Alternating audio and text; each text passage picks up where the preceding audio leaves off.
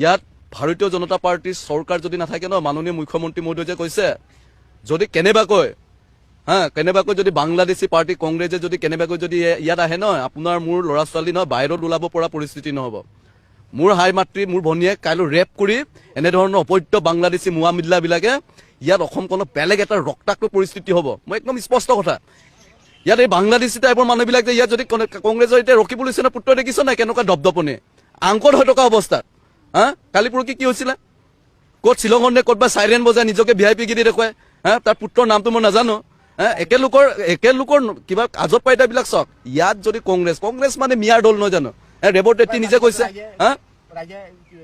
একেলোকক চাওক অলৰেডি খিলঞ্জীয়া মানুহৰ মাজত এনেকুৱা কোনো অস্তিত্ব নাই কংগ্ৰেছ দলে নাই মিচিং মানুহৰ মাজত সোমাব পাৰে নাই বড়ো ৰাইজৰ মাজত সোমাব পাৰে নাই দেউৰী কছাৰী নাই কাৰ্বি ৰাইজৰ মাজত সোমাব পাৰে নাই বড়ো ৰাইজৰ মাজত সোমাব পাৰে এনেকুৱা সংগঠন নাই অলৰেডি BTCটো অলকে দেখিলে ক'তবাই 50টা ভোট পাইছে ক'তবাই 100টা ভোট পাইছে এনেকুৱা পাৰ্টিক ভোট দিব নেকি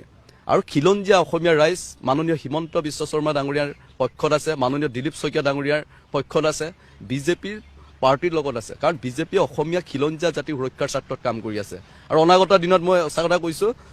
অসমখন বচাব পৰা একমাত্ৰ দলে আছে বিজেপি আৰু অসমীয়া ৰাইজে জানে যিমানেই ইয়াত লুৰিণজ্যোতি আহক কৈ ক্লাব পাৰ্টি নেতৃত্ব দিয়া ৰাতিপুৱাৰ পৰা গধূলি যে অকল সংবাদ মেল দিয়ে TRP লোৱা TRP মাষ্টৰ কাক কয় এই অখিল গগৈ এই টাইপৰ মানুহবিলাকে অকল এওঁলোকে এই ধুবুৰী ঢিংবিলাকত কেইটামান ভোট পাব গৌৰৱ গগৈ নগাঁৱত কেইটামান জেগাত ভোট পাব আৰু তাৰ বাদে এওঁলোকৰ অস্তিত্ব নাই বাৰে কেনেকা দিব মই ক'লোৱে দেখোন কেনেকা দিব কওকচোন বাৰু যিকেইটা কংগ্ৰেছ পাৰ্টি অকল মিয়া মুছলমানক লৈ অপোন দেখে এই পাৰ্টিক মানুহে ভোট দিব নেকি